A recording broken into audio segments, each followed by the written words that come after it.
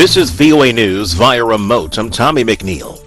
A senior UN official in Afghanistan met on Sunday the deputy prime minister of the Taliban-led government to discuss a ban on women working from non-governmental groups that Afghan authorities have announced in a series of measures rolling back women's rights.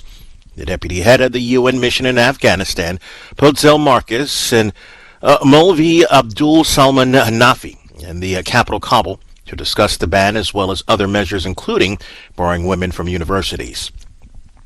At least 9 people suffocated to death as crowds rushed to a New Year's fireworks display near Uganda's capital.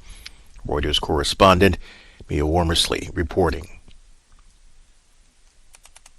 Just after the clock struck midnight, crowds got stuck in a narrow corridor in a shopping mall near the country's capital, Kampala, police said. Patrick Onyango is the spokesperson for Kampala Metropolitan Police. Everybody was rushing inside back for the concert to continue. 5 people, mostly children, juveniles, were stepped on.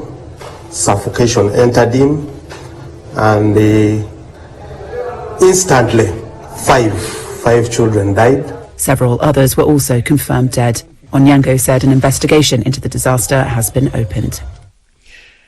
Ukrainians faced a grim start to 2023 as Sunday brought more Russian missile and drone attacks following a blistering New Year's Eve assault that killed at least 3 civilians across the country. Air raid sirens sounded in the capital shortly after midnight, followed by a barrage of missiles that interrupted the small celebration residents held at home due to wartime curfews. Ukrainian officials allege Moscow was deliberately targeting civilians along with critical infrastructure to create a climate of fear and destroy morale during the long winter months. This is VOA News. Pope Emeritus Benedict XVI's last words were, "Lord, I love you." That's according to his longtime secretary Sunday, quoting a nurse who helped care for the 95-year-old former pontiff in his final hours. The Archbishop, a German prelate who lived in the Vatican monastery where Benedict took up residence after his 2013 retirement, said the nurse recounted hearing Benedict utter those words about 3 Saturday morning. The retired pope died later. Benedict XVI, with a faint voice in a very distinct way, said in Italian, "Lord, I love you," according to Vatican officials, adding that it happened when the aides tending to Benedict were changing shifts. More countries are requiring that visitors from China be tested for COVID-19 before boarding a flight or a boat.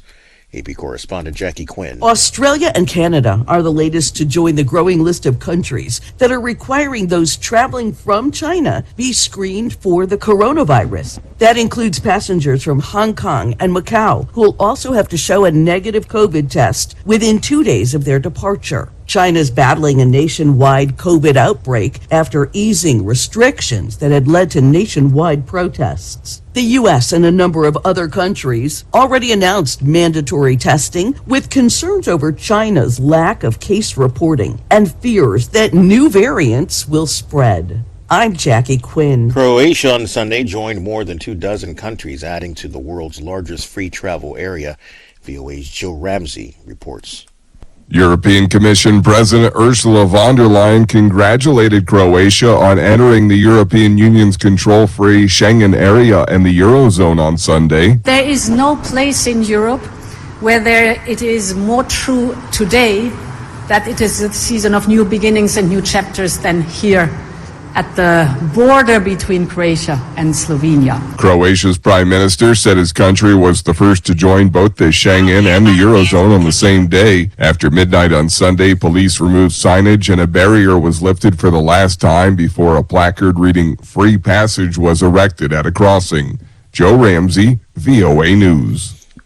President Joe Biden and top administration officials will open a new year divided governments by fanning out across the country to talk about how the economy is benefiting from his work with Democrats and Republicans. As part of that pitch, Biden and Senate Republican leader Mitch McConnell are planning to make a rare joint appearance in McConnell's home in the U.S. state of Kentucky Wednesday night to highlight nearly $1 trillion in infrastructure spending the lawmakers approved on a bipartisan basis in 2021. Via remote, I'm Tommy McNeil, VOA News. Please subscribe, like, or comment. Thank you.